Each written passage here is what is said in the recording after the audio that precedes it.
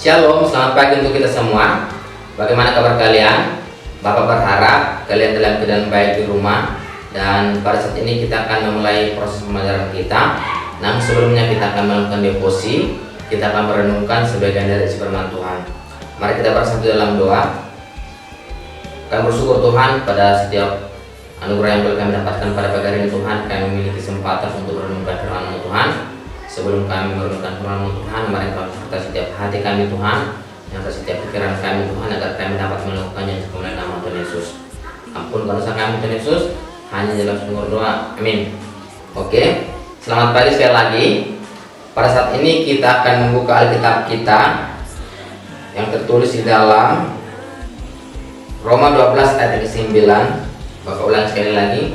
Roma 12 ayat ke-9. Bapak akan bacakan untuk kita bersama-sama. Namun Bapak berharap kalian juga bisa membuka Alkitab di rumah masing-masing. Roma 12 ayat 9. Demikian firman Tuhan. Hendaklah kasih itu jangan pura-pura, jauhilah yang jahat dan lakukanlah yang baik. Bapak ulang sekali lagi. Hendaklah kasih itu jangan pura-pura, jauhilah yang jahat dan lakukanlah yang baik. Demikian firman Tuhan. Pada pagi hari ini kita akan berbicara tentang kasih. Kita akan merenungkan tentang kasih. Kita yakin percaya bahwa Tuhan telah terlebih dahulu mengasihi kita, setiap umat pilihannya. Dan oleh sebab itu kita harus memberikan respon kepada Tuhan dengan cara menunjukkan kasih kepada sesama dan juga kasih kepada Tuhan. Di sini kita diingatkan untuk melakukan kasih dengan tidak berpura-pura. Kita diingatkan untuk melakukan kasih dengan motivasi yang benar. Tema devosi kita pada pagi hari ini adalah ada maunya. Tapi ketika kita berbicara tentang kasih, hendaklah kasih itu dilakukan bukan karena ada maunya.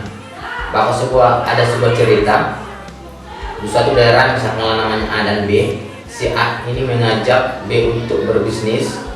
Ketika si A mengajak si B untuk berbisnis, dia mengajaknya dengan bahasa yang sopan, bahasa yang sangat menarik hati, dan diperlakukan dengan spesial. Akan tetapi pada akhirnya ketika A bertanya kepada B apakah mau berbisnis bersama dengan si A, jawabnya si B adalah tidak. Dan pada akhirnya ketika B mengatakan tidak, si A memberikan respon yang sangat berubah drastis.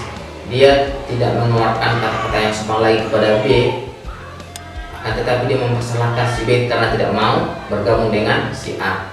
Nah, apa yang bisa kita pelajari dari cerita yang barusan Bapak ceritakan? Ketika melakukan kasih, hendaknya tidak didasari dengan motivasi yang tersembunyi, atau dengan kata lain ada embel-embelnya. Saya mengasihi karena dia ingin memberikan ini kepada saya, bukan demikian.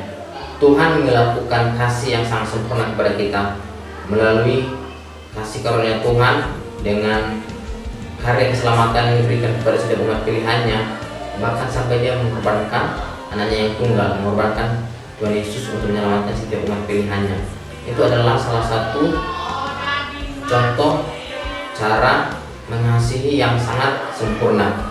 Nah, pada saat ini tentunya Tuhan tidak mengharapkan kita disalibkan, akan tetapi biarlah kita bisa mengasihi orang-orang sekitar kita, mengasihi Tuhan dengan jujur apa adanya tanpa adanya motivasi yang sangat tersembunyi.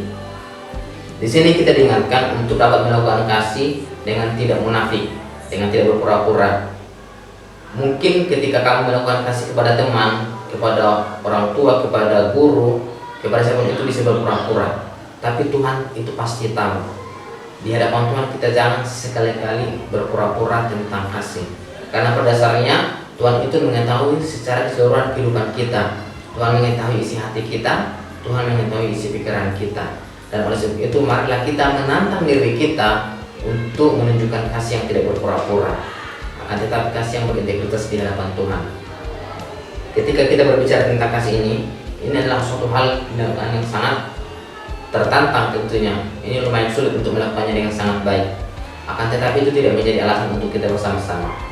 Ketika kita menyadari itu adalah tindakan yang sangat sulit, justru disitulah kita akan memohon pertolongan Tuhan. Karena pada dasarnya Tuhan yang akan memampukan kita untuk berbuat kasih kepada orang-orang sekitar kita dan terlebih kepada Tuhan.